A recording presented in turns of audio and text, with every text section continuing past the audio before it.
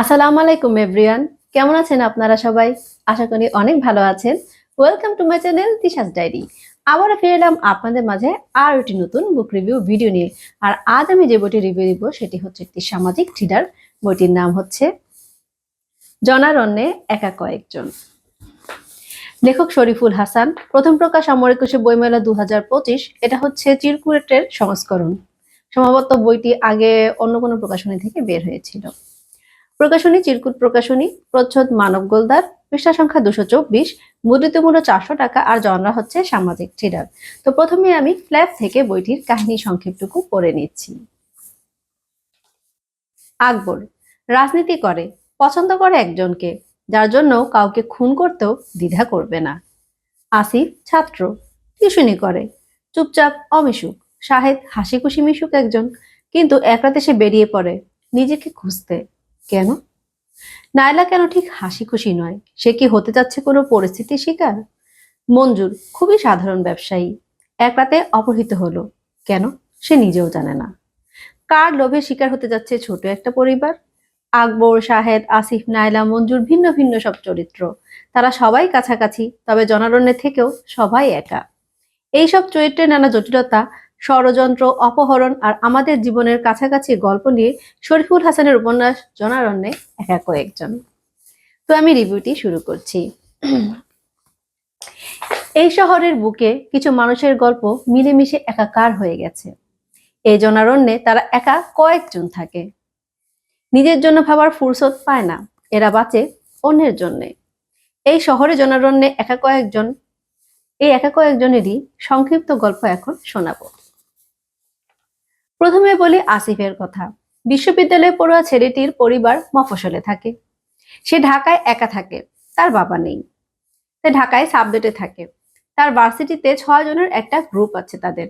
তবে সে একটু চুপচাপ স্বভাবের, কারোর সাথে তেমন কথা বলে না। তবে সে যেখানে সাবলেট থাকে সেখানকার সবাইকে সে অনেক ভালোবাসে। তারপর আসে নায়লা। নায়লা মেয়েটি আসিফের ক্লাসমেট এবং বন্ধু। 6 জনের একজন আর কি। হুম আসিফ মনে মনে নায়লাকে ভালোবাসে, কিন্তু সেটা নায়লাকে বলতে পারে না। নায়লা সেটা বুঝেও না বোঝার ভান করে থাকে, কারণ তার জীবন আর 10টা সাধারণ মেয়ের থেকে আলাদা। কারণ মৃত্যুশয্যায় বোনকে সে কথা দিয়েছে তার মৃত্যুর পর নাইলাই তার সবকিছু দেখে শুনে রাখবে। ওদের সার্কেলে বাকি বন্ধুরা হলো শাহেদ, কামাল আর দুটি মেয়ে। এদের মধ্যে কামাল হলো পড়ুয়া, মেয়ে দুজন নিজেদের নিয়ে ব্যস্ত থাকে। আর শাহেদ হলো একটু চাপা স্বভাবের, হাসি খুশি মিশুক ধরনের, কিন্তু একটু অন্যরকম টাইপের। এবার আসিফের সাবলেটের ফ্ল্যাটের 3 জনের কথা বলি। আকবর রাজনীতি করে, সে একজনকে খুন করতে চায়, কিন্তু সে সত্যি কি কাউকে খুন করবে? রাজনীতিতে পুরোপুরি সক্রিয় হওয়ার জন্য সে যোগ দেয় আরমান আলীর দলে। এরপরে সদস্য হলো আকবরের বোন আফরোজা। সে মেয়ে হিসেবে ভালো। ছোটবেলার প্রেমিক মঞ্জুরের সাথে পালিয়ে ঢাকায় এসে সে সংসার শুরু করে। আফরোজা, মঞ্জুরা তাদের মেয়ে সুমিকে নিয়ে তাদের ছোট্ট সংসার। ভাই আকবর এবং আসিফকেও ভাইয়ের মতো ভালোবাসে আফরোজা। এই মেয়েটার জীবনে নেমে আসে দুঃসময়। তার স্বামী মঞ্জুরকে কারা জানি কিডন্যাপ করে। মঞ্জুর প্রথমে গার্মেন্টসে কাজ করত, সেখানে চাকরি চলে যাবার পর সে ব্যবসা শুরু করে। একটা অফিস শেয়ার করে তার সাথে আরেকজন কাজ করে, কিন্তু একদিন হঠাৎ করে সে কিডন্যাপ হয়ে যায়। বইটি প্রথমে মন্থর গতিতে শুরু হলেও একে একে চরিত্রগুলোকে নিয়ে আসার পর বইয়ের গতি বেড়ে যায়। গল্পের মাঝপথে শুরু হয় ইন্টারেস্টিং পয়েন্ট। খুব সিম্পল কিন্তু সুন্দরভাবে বর্ণনা করেছেন লেখক। এই গল্পটা জনারণ্যে ঘেরা নগরীর কিছু একা মানুষজনের। তারা এক এক কারণে একা হয়েছে, আর প্রত্যেকেই তাদের জীবনের আলাদা আলাদা গল্প শোনায় এই বইতে। যে গল্প পড়ে হয়তো তাদের জন্য আপনার মনেও জন্ম নিবে মায়া। হ্যাঁ, দেখা যাবে যে এই গল্পটা পড়তে পড়তে আপনাদের মনে হয় দেখা যাবে যে চরিত্রগুলোর প্রতি মায়া জন্মাবে, মানে এতটাই আপনি মিশে যাবেন। আসলে কি, শরীফুল হাসান ভাইয়ের লেখা যে বইগুলো আমরা পড়ি, বিশেষ করে সামাজিক থ্রিলার যে বইগুলো, আমি দেখলাম যে এবার প্রতিটি বই আমি ওনার এরকম বই প্রায় 3-4টার মতো পড়েছি, এবং প্রত্যেকটা বইতেই না এমন হয় যে মানে চরিত্রগুলো উনি এমন সুন্দরভাবে বর্ণনা করেন এবং এমন কাহিনী মানে লেখেন যে মনে হয় কি যে কাহিনীর সাথে একাত্ম বা চরিত্রগুলোর সাথে আমরা একাত্ম হয়ে যাচ্ছি, মানে আমাদের আশেপাশে মানুষজনের কথাই মনে হয় লিখেছেন, এরকম মনে হয়।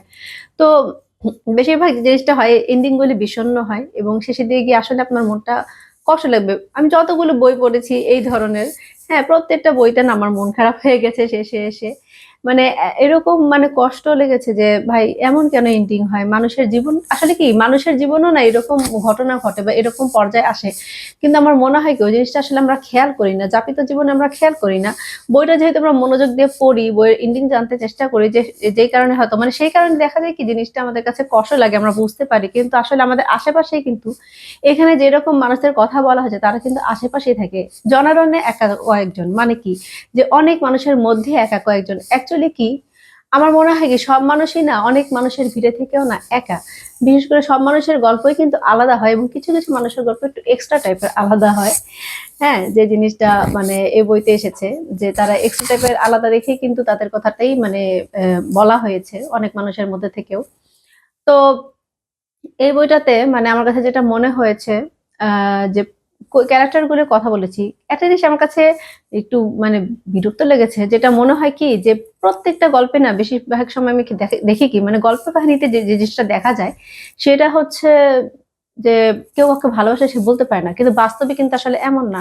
আমি জানি না, হয়তো অনেক অনেক আগের যুগে এরকম হতো যে ভালোবাসলে বলতে পারতো না, কিন্তু এখনকার যুগে ভালোবাসছে কিন্তু বলতে পারছে না, ব্যাপারটা একটু উদ্ভট টাইপের লেগেছে আমার কাছে। কারণ এখন কেউ কাউকে পছন্দ করলে সেটা ছেলে হোক বা মেয়ে হোক তারা কিন্তু গিয়ে বলে দেয়, হ্যাঁ দেখা যায় বেশি দিন ওয়েট করে না, একটা মাসকে পছন্দ করতেই আছে করতেই আছে, কেন বলবে না ভাই, প্রত্যাখ্যাত হতেই পারে, হ্যাঁ আমি মনে করি, কিন্তু তাতে আহ বলতে সমস্যা কি, যেহেতু বন্ধু, তো বন্ধুদের মধ্যে তো আর সমস্যা হয়ে থাকবে না, হ্যাঁ সে হয়তো বলতে পারে, হয়তো হ্যাঁ আগের একটু অন্যরকম হতে পারে সম্পর্কটা, যে যেহেতু প্রপোজ করলো হয়তো কেউ ভাবতে পারে, এখানে যেমন দেখানো হচ্ছে যে পছন্দ করে সে বুঝে বলে দিলেই পারতো, হ্যাঁ আমার কথা হলো তারপর হতো বা না হতো সেটা অন্য ব্যাপার, এখন কথা হলো আসলে লেখক গল্পটা অন্যরকম ভাবে লিখতে দিতেছে সেজন্যই হয়তো এই জিনিসটা বলা হয়নি, বাস্তব হলে হয়তো ঠিকই বলতো।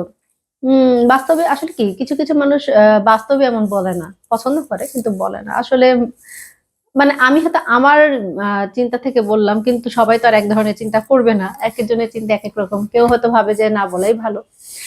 তো তারপরে বলে থাকলে হয় কি মানে মনের মধ্যে একটা গিল্টি থাকে না, মনে হয় যে আমি তো বলে দিয়েছি, মানে ভিতরে রাখলে তখন কষ্ট লাগে যে আহা যদি বলতাম, বললে হয়তো জিনিসটা অন্যরকম হতো, সেজন্য। তবে এই বইতে সবচাইতে বেশি খারাপ আমার লেগেছে অ্যাকচুয়ালি আফরোজার জন্য, যারা পড়েছেন তারা বুঝবেন, স্পয়লার হয়ে যাবে দেখে আমি বলবো না যে আসলে কেন মানে তার জন্য আমার খারাপ লেগেছে, কিন্তু বই শেষের দিকে না আমার অনেক খারাপ লেগেছে তার জন্য। আমার মনে হলো কি যে আসলে যেই মানুষগুলো কম চায় না, মানে একদম ছোট একটা শুধু সংসার, স্বামী সন্তান সংসার নিয়ে থাকতে চায়, অত বেশি আশা করে না, আমার মনে হয় কি সেই মানুষগুলোর জীবনে আসলে সুখ আসে না, সেই মানুষগুলি কষ্ট পায়। আমি জানি না এই জিনিসটা কেন হয়, কারণ বাস্তব লাইফেও আমি এই জিনিসটা খেয়াল করেছি। যারা অনেক চায় দেখা যায় মানে কোনো কিছুতে সন্তুষ্ট হয় না যেসব মেয়েরা, ও মা এরা না ভালো থাকে, এরা পেতেও থাকে এবং এদেরকে সবাই অ্যাটেনশন দেয়, আর যারা না অল্পতেই খুশি থাকে তাদেরটা না, তারা তাদেরকে সেই অল্পটাও না অনেকে দিতে চায় না, এবং তারা সব মানুষ মনে করে কি আরে এর জন্য কিছু করা দরকার কি, একে এভাবে বুঝালেই হবে, তো স্যাক্রিফাইসই করে আসে সব সময়। হ্যাঁ তো একটা জিনিস দিয়ে বুঝিয়ে দিলাম, ও কিছু মনে করবে না, ওকে এত অ্যাটেনশন দেওয়ার দরকার নেই, এই জিনিসটা আসলে সমস্যা হয়। তো আমি বলছি কারণ আমি নিজেও এই জিনিসটা ফেস করেছি যে আসলে আপনার মধ্যে যদি চাহিদা কম থাকে এবং আপনি যদি কিছু না চান না, তো মানুষ আপনাকে মানে এইরকমই ভাববে এবং আপনাকে গুরুত্ব দিবে না। তো মাঝে মাঝে না নিজের গুরুত্বটা মানে আসলে বুঝাতে হয়। হয় কি মানুষ আসলে মানে ধাক্কা খেয়ে শিখে। তো আমি আমার লাইফে অনেক ধরনের অভিজ্ঞতার মধ্যে দিয়ে গেছি, এবং এই যে এখানে যে লেখছে জনারণ একা কয়েকজন, আসলে না আমরা খুব একা, হ্যাঁ এক একজন মানুষ কিন্তু একাই, এক একজনের এক এক গল্প, আমরা অনেক মানুষের ভিড়ে থাকলেও দেখা যায় কি যে আমাদের মধ্যে একাকিত্ব রয়েছে। এবং হ্যাঁ আমি আমার পাশ দিয়ে হয়তো আরেকটা মানুষ যাচ্ছে, হ্যাঁ আমি তাকে দেখছি, আমি ভাবছি যে সে হয়তো ভালো আছে, আমি অনেক কষ্ট আছি, কিন্তু হয়তো তার জীবনে আমার থেকেও বড় কষ্ট আছে, কিন্তু আমি তো সেটা জানি না। আর জানলেও হয় কি মানুষের কাছে না নিজের কষ্টটাই আসলে বড় মনে হয়। তো এই গল্পে যে জিনিসটা আমার মনে হয়েছে যে এখানে সবারই আসলে আলাদা আলাদা গল্প ছিল, এক একজন এক এক রকম ছিল, কেউ হয়তো খুব হাসি খুশি, কেউ একটু অদ্ভুত টাইপের, কেউ হয়তো একটু চাপা স্বভাবের, বা মানে এক একজন এক এক রকম ছিল, কিন্তু তাদের প্রত্যেকেরই কিন্তু আলাদা আলাদা গল্প ছিল। তো গল্পটা যে জিনিসটা হয় যে শরীফুল হাসান ভাইয়ের লেখা যেসব মানে সামাজিক থ্রিলারে পড়েছি, প্রথমে না একটু মন্থরই থাকে, কিন্তু মাঝে দিয়ে গিয়ে না ইন্টারেস্টিং পয়েন্ট গুলো শুরু হয়, এবং শেষে দিয়ে গিয়ে তো বললামই যে আপনার মন বিষণ্ণ হবে। আমি বুঝলাম না প্রত্যেকটা সামাজিক থ্রিলার বইতে উনি মনটা একদম বিষণ্ণ করে দিয়েছে, আসলে যাপিত জীবনের মানুষ মানে একদম সাধারণ ঘটনাগুলি কিন্তু উনি লেখেন, এই ধরনের ঘটনা কিন্তু আমাদের আশেপাশে ঘটে, কিন্তু ওই যে বললাম না মনোযোগটা হয় না দেখে হয়তো আমরা বুঝি না, হয়তো সামান্য মাঝে মাঝে কোনো কিছু ঘটনা দেখে আমাদের একটু কষ্ট লাগে, আমরা বলি ইস কেন হলো এমন হলো, কিন্তু কিন্তু এই যে মেইন যে জিনিসটা সবটা বিষয় তো আমরা অনেক সময় জানি না। এই বইতে তো সবটা বিষয় আমরা জানি, তখন আমাদের কাছে খারাপ লাগে। তো এই জিনিসটা বলি, বিশেষ করে আফরোজার মতো জীবন যাতে কারো না হয় ভাই। এত সহজ সরল একটা শান্তশিষ্ট মেয়ে, যার মানে কোনো এক্সপেকটেশন, এত জীবনে বড় কোনো এক্সপেকটেশন ছিল না। সে মেয়েটার জীবনটা এত মানে কষ্টের, মানে কিছু কষ্ট আসলে কি আপনি কখনো ভুলতে পারবেন না, বা আপনি হয় না, অনেক সময় বলে না যে মানুষ কখনো তার থেকে বেশি কষ্ট, মানে যতটুকু সে সহ্য করতে পারে না, পারে ততটুকুই তাকে কষ্ট দেয়। কিন্তু আমার মাঝে মনে হয় কি কিছু মানুষের বেলায় সেটা আসলে এক্সেস হয়ে যায়। যে কারণে হয় কি অনেক মানুষ তো আত্মহত্যাই করে। হুম। আত্মহত্যাকারী আসলে আমি সবসময় বলি যে আত্মহত্যাকারী দুর্বল। কিন্তু একটা কথা বলি, জীবনের কিছু পয়েন্টে এসে না তখন মনে হয় কি আমি মরে যাই, আমার বাঁচার দরকার নেই। মানে এত কষ্টও আপনি পেতে পারেন কখনো জীবনে। কারণ আপনার জীবনে চলার পথে কিছু খুব খারাপ মানুষের সাথে আপনার দেখা হতে পারে, যারা আসলে মানে আপনাকে শুধু কষ্টই দিয়ে যাবে। নিজেরা ভালো থাকবে কিন্তু আপনাকে কষ্ট দিয়ে যাবে। তো তখন হয় কি আসলে মনের মধ্যে এই জিনিসটা আনতে হয় যে, আমি কেন আরেকজনের জন্য মারা যাবো? কেন আমি আরেকজনের জন্য কষ্ট পাবো? কিন্তু এমনিতে যে জিনিসগুলি হয়, যে ধরেন মানুষটা খারাপ না, কিন্তু এমন কিছু একটা হলো, যেটা আমি বললাম যে আফরোজার ব্যাপারে যেটা, আ যেটা আসলে অনাকাঙ্ক্ষিত। কিন্তু মানুষের দোষ নেই। সেটা কিন্তু আরো বেশি কষ্টের। আপনি হয়তো একটা মানুষ আপনার সাথে খারাপ করলে আপনি সেই মানুষের উপর দোষ দিতে পারেন, বা সেই মানুষের উপর রাগ করে থাকতে পারেন, হ্যাঁ? তো ওই সময় না হয় কি কষ্ট লাগে না। কিন্তু কিছু জিনিস যেটা আমাদের হাতে থাকে না। সব ঠিক ছিল। কিন্তু হঠাৎ করে কি হলো? কেন হলো? মানে আল্লাহ কেন আমার সাথে এমন করলো? আল্লাহ যা করে হয়তো ভালোর জন্য, হ্যাঁ, হয়তো না, আল্লাহ যা করে ভালোর জন্যই করে। কিন্তু আসলে আমরা বুঝি না, এবং সবকিছু না আমাদের সহ্যের মধ্যে থাকেও না। একেক সময় কিছু মানুষ আছে হয়তো কয়েকদিন কষ্ট করে তারপরে সহ্য করে ফেলতে পারে। কিন্তু কিছু মানুষ আছে কখনোই পারে না। হ্যাঁ? তো কেউ আত্মহত্যা করে, আবার কেউ হয়তো পাগল হয়ে যায়। কিছু মানুষের মানে জীবনটাই নষ্ট হয়ে যায়। দেখা যায় সারা জীবন সে বেঁচে থেকেও মৃতের মতো থাকে। প্যানিক অ্যাটাক হয়, অনেক সমস্যা। আমার লাইফের একটা ঘটনা আছে, যেটা আমি তো সবকিছু বলতে চাই না আসলে লাইফের ব্যাপারে। কিন্তু এই যে প্যানিক অ্যাটাক এর কথা বললাম, আমি আগে শুনতাম। কিন্তু জিনিসটা কি? এই জিনিসটা কিন্তু আমি আ মানে কি বলবো? এখন আমি আমার লাইফে দেখেছি। মানে আমি কখনো ভাবিনি যে আমার সাথে হবে। কিন্তু হয়তো আমার লাইফে এমন একটা ঘটনা ঘটেছে যে আমার প্রায় বেশিদিন, মানে বেশিদিন না, কিছুদিন খুব প্যানিক অ্যাটাক হয়েছে। আমার আসলে কি বলবো, আল্লাহর রহমত, যে আল্লাহর রহমত সবসময় আমার সাথে ছিল, এবং আমার ফ্যামিলি সাপোর্ট। সবসময় বলি আমার ফ্যামিলি সাপোর্টটা আসলে মানুষের জন্য খুব দরকার। এই ফ্যামিলি সাপোর্টটা থাকলে না অনেক মানুষ কিন্তু মানে এই যে আত্মহত্যা বা বলেন বা অন্যরকম খারাপ কিছু, এগুলি থেকে কিন্তু মানে বেঁচে থাকতে পারে। হ্যাঁ, আমার মাঝে মনে হতো যখন এই সময়টা ছিল যে আমি পাগল হয়ে যাবো, আমি মরে যাবো, আমার এমন হতো। তবে হ্যাঁ, আত্মহত্যা চিন্তা যে বললাম না, মানে মনে আল্লাহর ভয় থাকলে আত্মহত্যা চিন্তা আপনার আসবে না। কিন্তু খালি মনে হতো কি আমাকে যদি আল্লাহ মেরে ফেলতো, বা আমি যদি মানে পাগল হয়ে যেতাম, কিছু একটা হতো আমার, হ্যাঁ, আমার মানে বাঁচতে মন চায় না। এমন হয় একটা অবস্থা যে এমন হয়ে যায়। কিন্তু এখন কিন্তু আমি আল্লাহর রহমতে অনেক ভালো আছি, এবং আমি মনে করি যে অনেক মানে এই জিনিসটাই আসলে কি, আপনার খারাপ সময়টা কাটিয়ে উঠতে হয়। খারাপ সময়টা একসময় কাটিয়ে উঠলে না তখন না আর খারাপ লাগে না। হ্যাঁ, তখন সব ঠিক মনে হয়। কিন্তু এই জনগণ লেখা কয়েকজনের যে জিনিসটা এসেছে, এখানে হয়েছে কি, মানে এদের জীবনে যা হয়েছে আসলে এরা কাটিয়ে উঠতে পারেনি। ভাগ্য মাঝে এমন থাকে যে আপনি যতই চেষ্টা করেন, চেঞ্জ হয় না। তো এখানে আমি বললাম না, সবাই সবার মতো আলাদা হয়ে গেছে। আমার শেষে দিয়ে আসলে আকবর মঞ্জুরের জন্যও খারাপ লেগেছে। তারপরে আসিফের জন্যও খারাপ লেগেছে। আমার আসিফের যা মনে হলো কি সে আসলে কি চাইলো আর কি হয়ে গেল। আর নায়লার জীবনটা আমি মনে করি কি, নায়লা ভালোই আছে। যেটা সত্যি কথা। নায়লারও একটা হয়তো কষ্ট আছে জীবনে, যে মানে সে হয়তো যা চেয়েছিল তা পায়নি। কিন্তু তারপরে আমি মনে করি যে সে অন্যদের থেকে ভালো আছে। তবে সবচাইতে খারাপ আমার আফরোজার জন্যই লেগেছে। মানে তার সাথে যেটা হয়েছে আসলে সেটা মানে সহ্য করার মতো না। তো এই জিনিসটাই। তা বলব যে আসলে এই গল্পটা যারা পড়েছেন, কারণ এটা আসলে আরো আগেই বের হয়েছিল। মানে চিরকুট সংস্করণ আসলে বের হয়েছে ২০২৫ সালের বইমেলায়। কিন্তু এই বইটা সম্ভবত এর আগে বের হয়েছিল। কারণ আমি এর আগেও এটার অনেক আগে থেকে এটার দেখি। মানে রিভিউ-টিভিউ দেখেছি। আরো মানুষ পড়েছে। তো সেটাই।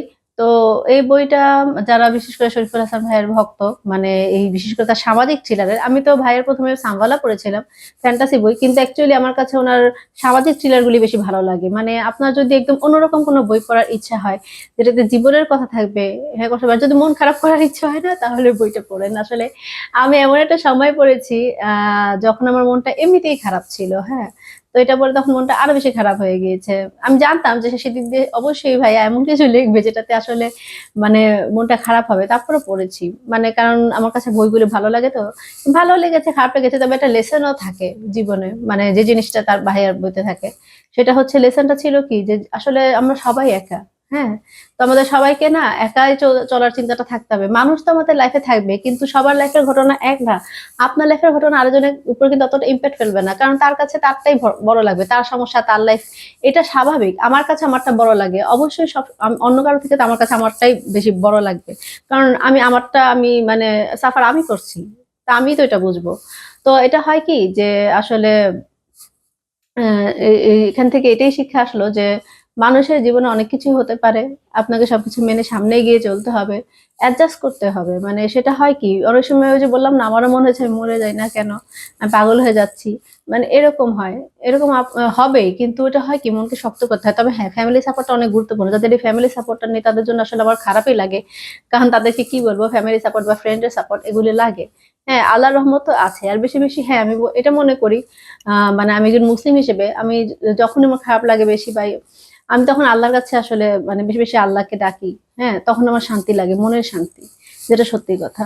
তো আমি এটাই করি। আর যে জিনিসটা আমার ভালো লাগে করতে আমি সেটাই করি। যেমন আমি বই পড়ি, যেটা আমার সবচাইতে পছন্দ, বা ঘুমাই। ঘুমাই অবশ্য কি, ঘুম কারো আসলে কি, ঘুমও কারো হবি হতে পারে, এটা আমার বেলায় খাটে, কিন্তু তারপর দেখা যায় ঘুমাতে পারি না বেশি, কারণ একটা মানে অসময়ে ঘুমানোটা আবার আমার মা পছন্দ করে না, দেখা যায় বকা দেয়। তো মানে আবার ঘুরি, সবার সাথে আড্ডা দিই, ভালো লাগে। তো যখন আপনাদের মন আসলে খারাপ হবে, তখন আপনারা যে জিনিসটা মানে করতে ভালো লাগে সেটা করবেন। আপনারা হয়তো বলতে পারেন যে আমি মানে রিভিউ দিতে গিয়ে কি সব বলছি, আসলে এগুলি বইয়ের সাথেই কানেক্টেড। আর হয়েছে কি, আমি মাঝে মাঝে আমার মনে হয় কি, মানুষের জীবনে যত মানুষ মানে ধাক্কা খায়, লেসন মানে শিক্ষা পায়, মানুষের তো একটা লেসন লেসন শিখে, তখন না মানুষ না মোটিভেশনাল স্পিকার হয়ে যায়। হ্যাঁ, এখন আমার বেলায় না অনেক সময় মনে হয় কি, আমি মোটিভেশনাল স্পিকার হয়ে গেলাম নাকি। আসলে আমি বলবো না অনেক ধাক্কা, আমার থেকেও বেশি ধাক্কা মানুষ খেয়েছে, কিন্তু যতই আপনি ধাক্কা খাবেন ততই আপনার মধ্যে লেসন মানে আপনার একটা করে লেসন শিখবেন, এবং এই যে মোটিভেশনাল স্পিকার একদিন হয়েও যেতে পারেন। আমি মোটিভেশন দিচ্ছি না, মানে আমি আমার লাইফের থেকেই মানে অভিজ্ঞতাটা শেয়ার করছি, আর এই বইয়ের সাথে কানেক্টেড যেসব জিনিস ছিল, এটাই বললাম যে জনারণ্যে আপনারা আসলে একা কয়জন থাকবেনই, সবারই আলাদা গল্প থাকবে, কিন্তু সবাইকে না নিজেদের গল্পটাতে মানে স্যাটিসফাইড থাকতে হবে। কষ্ট পেলেও সেটাতে মানিয়ে অ্যাডজাস্ট করে চলতে হবে। জীবন একটাই, তো জীবনটাকে যতটা সুন্দরভাবে বা ভালোভাবে বা শান্তিতে থাকা যায়। হ্যাঁ, ছোট্ট একটা জীবনে অশান্তিতে থেকে লাভ কি? যেটা করে শান্তি পাবেন বা যেটাতে শান্তি আপনার লাগবে সেটাই করবেন। কাউকে অশান্তি দিবেন না, নিজেও অশান্তিতে থাকবেন না, ভালো থাকবেন। তো এই বইটার প্রোডাকশনের কথা যদি বলি, তো চিরকুট প্রোডাকশনের মানে চিরকুট প্রোডাকশনের প্রোডাকশন নিয়ে তো আসলে বলার কিছুই নাই। তাদের সবকিছুই ভালো, এবং এটাও ভালো। এই জনারণ্যে প্রচুরটা একটু অদ্ভুত না, মানুষ একটা মেয়ের মাথার মধ্যে একটা ছেলে বাসা, এই যে মানে জনারণ্য অনেক মানুষের মধ্যেও মানুষ একা, এবং এই জিনিসটা আমি ফিল করেছি কিছুদিন আগে। আমার মনে হয়েছিল যে সব আমার চারপাশে অনেক মানুষ, কিন্তু আমি একা, আমার কেউ নেই, এই জিনিসটা হয়। কিন্তু এই যে এখন আমি বললাম না, যেরকম আমি করেছি, আমি চেষ্টা করেছি, চেষ্টা করবেন যে জীবনে যত কষ্টই আসুক না কেন, যাই আসুক না কেন, হ্যাঁ, চেষ্টা করবেন ভালো থাকার। হ্যাঁ, যতটুকুই আছে আল্লাহ যাই দিয়েছে, আপনি চেষ্টা করবেন যে আমি সেটার মধ্যে নিয়ে ভালো থাকি, যতটুকু পারি ভালো থাকি। তো এটা ছিল আজকের বই, এবং এটা ছিল রিভিউ। এবং হ্যাঁ, আমি বলবো যারা সামাজিক থ্রিলার পড়তে পছন্দ করেন, এবং যারা অন্যজনরা পছন্দ করেন, আমার মনে হয় এই বইটা প্রত্যেকটাতে ভালো লাগবে, এবং হ্যাঁ, মন বিষণ্ণ করে দিবে, কিন্তু লাইফ একটা লেসনও দিবে, এবং পড়ে আপনার ভালো লাগবে, কয়দিন ধরে আপনারা ঘোরের মধ্যে থাকবেন এই বইটার। তো চমৎকার একটা বই রিভিউতে আমি দিয়ে দিলাম, এখন আপনারা পড়া শুরু করে দিন। Happy reading. তো দর্শক, আজ এই পর্যন্তই। ভিডিওটি ভালো লাগলে প্লিজ প্লিজ প্লিজ আমার চ্যানেলটি সাবস্ক্রাইব করবেন, আর বেশি বেশি করে লাইক কমেন্ট শেয়ার দিবেন, কারণ আপনাদের ভালোবাসাতেই আমার চ্যানেলটি এগিয়ে যাবে, আর আমি বেশি বেশি ভালো ভালো কন্টেন্ট নিয়ে আসার জন্য চেষ্টা করব। আর হ্যাঁ, আপনারা যদি কোনো রিভিউ চান, বা যদি কোনো কিছু জানতে চান, বা যদি কিছু বলার থাকে আপনাদের, তাহলে কিন্তু অবশ্যই আপনারা কমেন্ট বক্সে সেটা আমাকে জানাবেন। আপনারা তো জানেনই আমি কিন্তু কমেন্টে রিপ্লাই দিই। আর হ্যাঁ, বই ছাড়াও যদি কোনো ব্যাপারে আপনি জানতে চান, যেমন দেখেন না যে নিজেই বললাম যে মোটিভেশনাল স্পিকার হয়ে গেছি, মোটিভেশনাল স্পিকার না, কিন্তু তারপর আমি আমার অভিজ্ঞতা থেকে হয়তো কোনো কিছু বলতে পারবো, যদি আপনাদের জানার থাকে, যে হয়তো আপনারা জানতে চাইতে পারেন যে এই জিনিসটা হয়েছে বা এমন হয়েছে বা এরকম কিছু, আমি কিভাবে মানে এখান থেকে বের হব বা কি করা উচিত, বা এই ব্যাপারে আমার মতামত কি, আমি আসলে আমার মনে হয় আমি কথা বলতে পারবো, মাঝে মাঝে আমার ভালোই লাগে, আর বিশেষ করে আপনাদের সাথে কথা বলতে আমার খুব ভালো লাগে। তো আপনারা এসব ব্যাপারে আমার কাছে জানতে যেতে পারেন, আমি অবশ্যই সেগুলো নিয়েও কিছু মানে বলার চেষ্টা করব, যতটুকু আর কি আমার অভিজ্ঞতাতে আমি পারি।